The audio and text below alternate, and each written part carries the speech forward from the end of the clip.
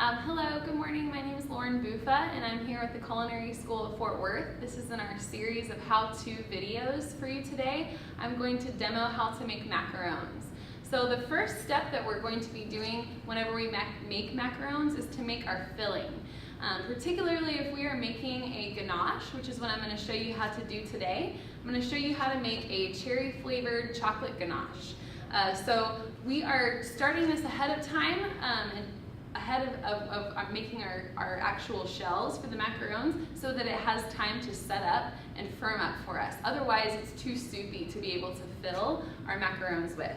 So what I have here is I have about 3.5 ounces of heavy cream, and I'm going to turn my burner on kind of low heat. Whenever I'm heating something like a dairy product, milk, cream, half and half, things like that, I want to take it on kind of low heat, and I want to continually stir it pretty often so that I don't scorch the bottom by accident of my cream, because it gives it a bitter flavor, things like that. I'm going to be scalding my cream, which is actually just the stage right before a boil. You know your heavy cream comes to a boil when all of a sudden the volume starts like increasing all of a sudden, and it'll rise up the side of your pot. So the scalding stage is just when you have these little bubbles around the outside edges. So we'll be scalding our cream today. Also, the other setup that I have is I have a double boiler set up over here. So a double boiler or a bain-marie, this is two synonymous terms for a pot of water. And I'm filling it up about 1/4 of the way, maybe 1/3 of the way, and then a bowl that sits right inside. So it's going to give me some indirect heat just from the steam from that water. So that's the other setup that I have here. When I'm setting up my bain-marie, I want to make sure that I have a bowl that's small enough to fit inside this pot of water. Okay, because otherwise, if it's too large, then I'm going to get more direct heat contact than I want. It's going to maybe potentially scorch my chocolate. So actually, my cream has just come to a scald. I'm seeing these little bubbles that are on the outside. So what I'm going to do is I'm actually going to take this bowl, and I've got some chocolate that is pretty finely chopped up. These were already chocolate chips to begin with, so I'm just going to kind of run my knife through them. It's not necessary that they're really tiny. It just helps that it's a smaller size for me so that it can melt evenly and quickly. So what I'm going to do is I'm going to take this chocolate and I'm going to get it into this bowl. Okay, and then what I'll do is that I'll pour this heavy cream right on top of the chocolate. So this is going to give me more indirect heat. So I'm starting off here, and I'll just take my cream and pour it right over the top. Now a lot of times this will completely melt the chocolate, but if for some reason it doesn't melt the chocolate completely, what I can do is that I can then put it onto my bain-marie and encourage just a little bit of that indirect heat to begin melting the chocolate. Okay, so before I do that, I'm going to add in a little bit of cherry brandy, and by a little bit, 1.5 ounces, which is maybe more than a little bit, but it's going to help me to get that cherry flavor through into my filling. So anytime that I'm making a macaron, it's really important that the color of my shell, in other words, the color of my cookie portion of the macaron, needs to be a color that's going to match my flavor on the inside. So if I was doing a chocolate and lime, of course I would want to have a green colored shell, but today I'm going to do a chocolate and cherry, which is the classic flavor combination. So I'm doing a red shell with this cherry flavored filling. So I'm just going to continue to stir this, and I'll show you what it looks like when your ganache is complete. I'm looking for a nice silky, totally melted chocolate. And then again, I'm going to give it about 2 hours to be able to firm up for me. Otherwise, it's real soupy and it'll run out the sides of my cookies as I fill them. So I'll check back in with you in just a second to show you the texture of it. Okay, so this is going to be the consistency of my ganache as it's finished. It's nice and very shiny. There should be no visible lumps in here. I don't want to see any unmelted chocolate chips, because what'll happen is if there's any unmelted chips in here, it's going to result in a real lumpy ganache. So I want to make sure it's completely smooth throughout, and it's important that I'm heating this at a really low and slow temperature. So what I'll do now then is that I'll cover this with some plastic, and I'll allow it to rest at room temperature for about 2 hours to firm up a little bit more for me, and then I'll use that for the filling for my macarons. All right, so now that I've made my ganache filling for my macarons, I'm going to go ahead and proceed to making the shells of a macaron. So we call the cookie portion of the macaron, it's called the shell. So there's a couple things that we look for as we're making our macaron shells. We want a nice, smooth, even top. We want what's called feet on the macaron, and I'll show you what that looks like. They're the little ridges that are on the bottom of the shell. So that is the mark of a properly made macaron. The ways that we get both of these qualifiers are just from proper execution and technique and actually making the cookies. So I'm going to show you some benchmarks to look for as you go through and do your own macarons. Today I'm going to demo for you the common meringue based macaron. You can also use an Italian meringue or other types of meringues to be able to make your macarons out of. But in essence what it is it's a meringue cookie. So I think the common meringue is a little bit easier, is a little bit less intimidating than the Italian meringue style. So if you're newer to baking, this might be a way to go for you. So what we're going to start off doing is I've got my ingredients. I've got ground almonds or almond flour. If you don't have almond flour, it's kind of expensive. You can make your own by taking blanched almonds. That's the almonds that have no skin on them, and you can actually grind them up to a very fine powder, just like this almond flour here.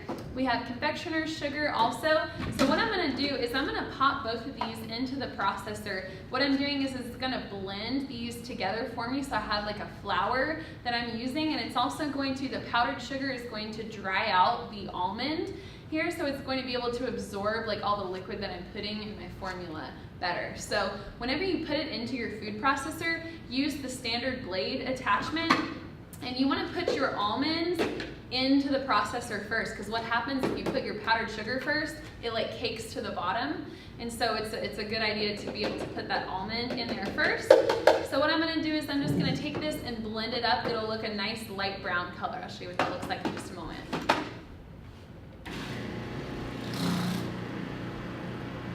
So this is what you want to go for as far as the blending of the almonds and the confectioner's sugar. It should look a nice light brown color, really like light sandy texture. So after you take it out of the processor, I'm going to just put it immediately into a sifter. Anytime I'm sifting any kind of a product, I like to get a shallow bowl and put it under my sifter, just in case I lose any. Inevitably some is going to go onto the table, so it's a good idea to have something like a bowl or a plate that's going to be able to catch all of that. So I'm just going to transfer this over to my sifter. Okay, so now that I've loaded my sifter with my almonds and my powdered sugar, I'm going to move over to the meringue portion of the cookie. So what I have here, my mise en place, is I've got 8 egg whites. One thing that's really important when you're getting your egg whites for any type of a meringue product is that you make sure that you don't have any of the yolk or any grease, any fat that's going to be present in there. Because if you have any amount of fat and you're trying to whip air into the eggs, it's not going to hold structure for you because the fat doesn't allow for that stability. The other part of my mise en place is I've got my egg white stabilizers. Anytime we talk about a stabilizer, we could talk sugar, cream of tartar, even lemon juice, other things like that. We're talking about something that is interfering with the structure of my meringue. So in other words, it's slowing down the process, and it's creating more stability for me. So I have granulated sugar, cream of tartar, and egg white powder, which is basically just dehydrated egg whites. There's no more moisture content in there. So what I like to do is I take these products and I kind of mix them all together, and then that way they're evenly distributing themselves into my meringue as I add them. So number one thing you want to do is take notice to your KitchenAid bowl that you're using. Make sure there's no amount of fat, no debris that's in there. We're going to be using our whisk or our whip attachment for this, because anytime we want to whip a lot of air into something, we'll always use this whisk attachment. So I'm just going to put my egg whites right into the bowl. One other thing I'll mention on this meringue portion is you want to make sure that your egg whites are room temperature. If they are cold, they are not going to whip up as easily for you. They're not going to be able to incorporate air as good as if they are at room temperature. So what I want to do, this is a standard common French meringue. I'm going to whip these egg whites, and I'll show you at each stage. I'm going to whip them to what I call the beer foam phase, where it looks like kind of the head of a beer, or maybe like a bubble bath or something, a lot of little bubbles. And then after I achieve that stage, I'm then going to start adding my stabilizer. If If I add my stabilizer before I've reached the beer foam phase, my egg whites won't whip up for me because there's too much dense product in them. So I'm going to begin whipping these at a good like medium-low speed. You never want to whip egg whites at a really high speed, otherwise you don't get the stability. So I'll show you what the beer foam phase looks like, and then we'll begin adding our stabilizer. So once you achieve this beer foam phase, you'll notice that there are tiny bubbles that are all over the surface of the egg. So what I'm going to do is I'm going to begin to add my stabilizer, and then again, this is granulated sugar that I'm using here with cream of tartar and the egg white powder. So I'm going to keep my mixer running, and I'm going to add a small spoonful at a time, and I'm just sprinkling that in. I don't want to put so much of the stabilizer in at one point because a really large amount at any one time could potentially weigh down my egg whites as they're whipping.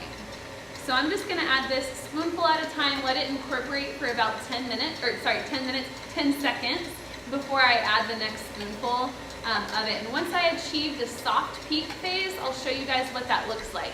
Ultimately, when we make our macarons today, we want somewhere between a soft peak and a stiff peak. So I'll show you what each phase looks like as we go through.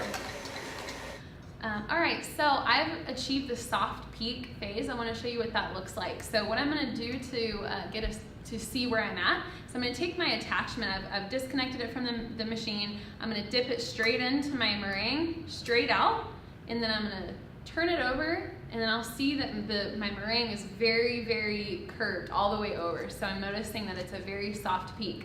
Remember, what we're looking for in the macaron is that we want somewhere between a stiff peak and a soft peak. A stiff peak, my meringue would remain completely straight up, and that would be my stiff peak. So when I learned how to make macarons in Paris, the lady who taught me described it as looking like an eagle's beak. So it's almost right between the two. So I'm going to show you what that looks like when we get to that eagle's beak phase. Okay, so I've achieved the peak stage that I want. So when I pull my mixer attachment out and I turn it upside down, it's kind of got this eagle's beak look to it. So it's kind of between the stiff and the soft peak.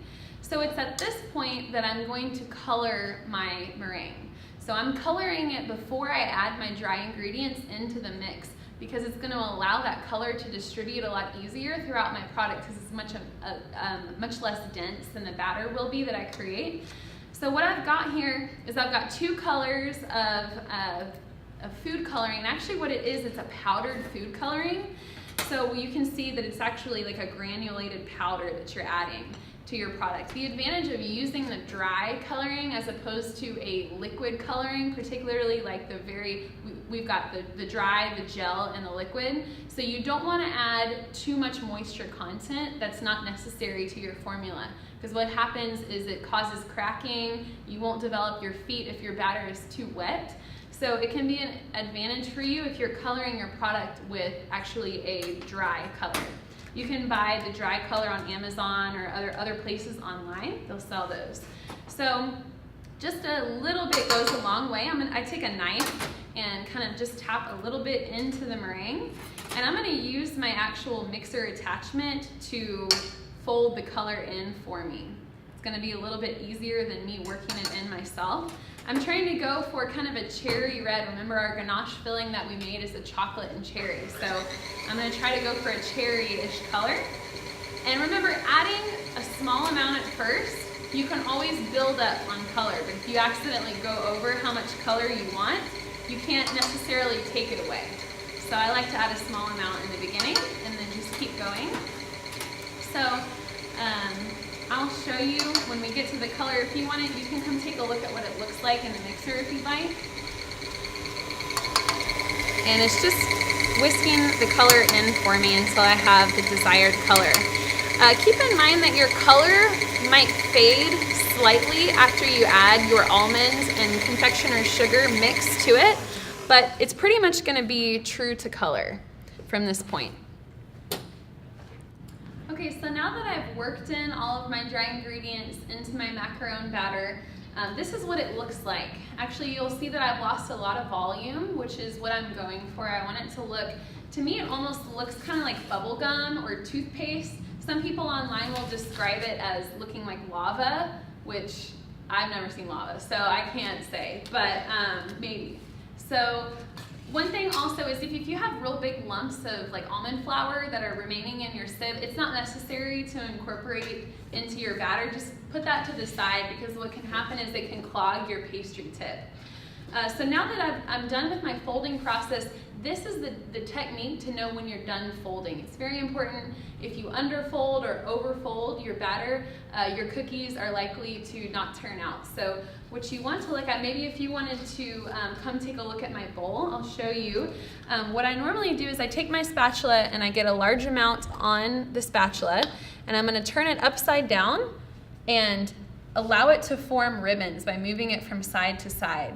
I want to see that I can form at least 5 ribbons that stay connected, and if you'll notice that they are hanging out on the surface of my batter before they sink back in. So once I have at least 5 to 6 ribbons, then I know that I'm done and I can stop folding at this point. So what I'm going to show you how to do next is to prepare your piping bag.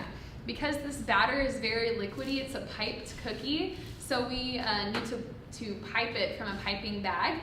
You can use a plastic disposable one like I've got here. I have a small round tip, so because this is quite a liquidy batter, I need something that's smaller rather than larger, so I'm able to control how much is coming out at a time. So what I'm going to do first is that I'm going to take my piping tip and I'm going to slip it into my bag, and kind of this gives me an idea for how much I need to cut off of this tip of my bag. So I notice my tip is falling, about right there, so I'm going to cut my bag, and I want just that tip to be exposed, and I've still got enough so that it's not falling out from the bag. So as you can imagine, if you are loading your piping bag, really liquidy batter, the batter would just tend to fall right out from the tip. So what you want to do is to lock your bag. So you can take your bag and twist it just like this, and then tuck the excess into the tip. So this is in essence locking my bag. So as I'm loading my piping bag, I'm not losing product out from this side. The way that I would load my batter is that I like to flip this bag inside out slightly, so I've got this rim here. And so I folded this portion inside out. I'm going to take my hand is going to be in the shape of a C inside the bag. So I'm going to take this, just the rim, and my hand is in the shape of a C, so it's making a little cup for me to be able to put my batter into. Then I'm just going to take, a small amount at a time and put that right into my bag. And I'm just kind of scraping it off. That's the advantage of having your hand in the shape of a C, that you can scrape off onto your hand. So I'm going to load my bag, and then I'm going to show you how to pipe these cookies. So now that I've got my batter into my piping bag, I'm ready to pipe out my shells. Remember, macarons are a 2-shelled cookie, looks like a little hamburger. So the amount of shells that I pipe, I'm going to end up with half that number of macarons because it's a 2-sided cookie. So here's my setup. I have my macaron Silpats. I don't know if you can see these. Silpat meaning a silicone baking mat. The advantage of having a silicone baking mat is it's kind of a fiberglass structure, kind of a woven structure, and it allows for even heating above and below, and it also tends to stick less than like parchment paper might. I'm really wanting to get a nice even heat throughout as I'm baking my macarons. So you'll notice that I have a sheet tray within a sheet tray. So this is going to allow me, this is kind of an insulation layer, so I'm not getting as hot of a heat from below the cookie, so it's going to be able to, in theory, bake a little bit more evenly by having this double stacked and the silicone mat. So whenever I'm ready to pipe these, I'm going to show you guys how it's done. So all of my batter, I fit into this one, probably medium-sized piping bag. When I'm ready to pipe, I'm holding my bag upside down because, again, the tip is open now that I've cut it, so I want to make sure I hold it upside down. To unlock the tip, remember we twisted it and put that excess inside the tip, I'm just going to simply pull up on my tip and untwist it, and it's ready to go. So what I'm going to do is I'm going to show you how to pipe it, but a couple of things that I'm doing is I'm holding my piping bag 90 degrees, like, I guess right on top of the perpendicular, if you will, to the mat. So completely straight up, not to the diagonal at all. And I am really slowly, not really squeezing very hard at all. I'm just letting the batter kind of run out of the bag.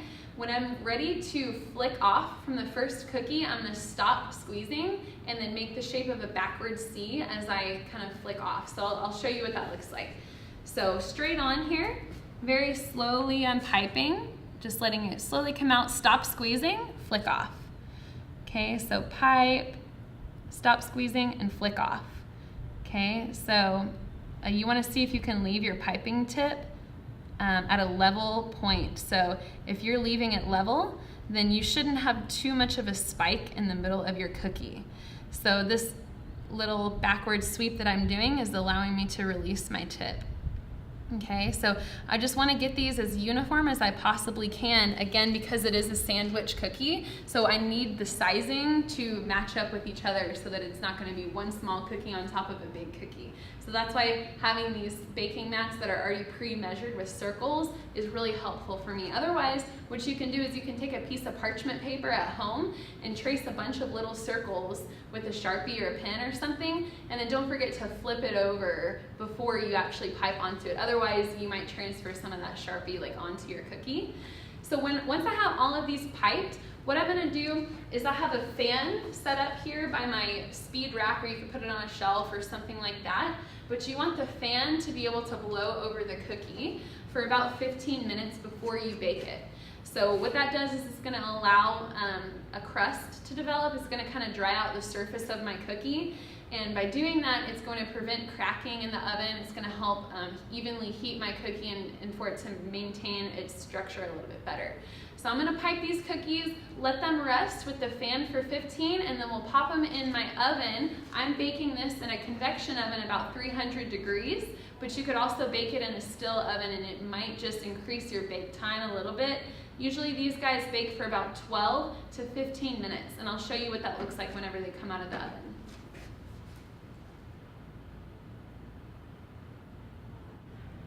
All right, so now that we've pulled our macarons out of the oven, I've taken them and I've removed them from my silicone baking mat. So you'll notice that I have all of my shells upside down so that the smooth part is touching the bottom of my sheet tray with a layer of parchment paper. The reason is that the interior of the cookie is very sticky, particularly in like the Texas summer humidity like we have right now. So it's very helpful to turn them upside down. Also, part of our mise en place is I've taken my chocolate and cherry ganache that we made earlier. It's firmed up for me. It's sat out for about 2 hours or so it's pipeable texture now instead of being so liquidy. So I've loaded that into my bag just the same way. I've locked my tip. So I'm going to show you how to fill these macarons. The tip that I have right here is a small star tip because I kind of like the variation in texture between a really smooth top and kind of a gradient piping, if you will. So I'm going to take this and I'm going to unlock my tip just like we did before, and I'll push this ganache. As I'm pushing it up the bag, I'm turning this, so I want it to remain taut the whole time, because if it is not taut, my ganache is going everywhere. So I'm ready to fill my cookie. So what I want to do is find 2 shells that are approximately the same size. So I'll take these 2 right here. And what I'm going to do is I'm going to start by making a rim on the outside and just finishing it off in the middle. So what you would do is you would go ahead and pipe ganache onto half of your cookies. It's helpful to like lay them up so that the similar sizes are next to each other. And then you'll just take the top and put it right on top. So this is our finished product here. This is our macaron, and we have a nice, beautiful little piped ganache on the inside, if you see that. So I hope that this video helped you and you're able to produce these at home or at work. I hope you enjoyed it, and please stay tuned with us for our next how-to video. Thanks.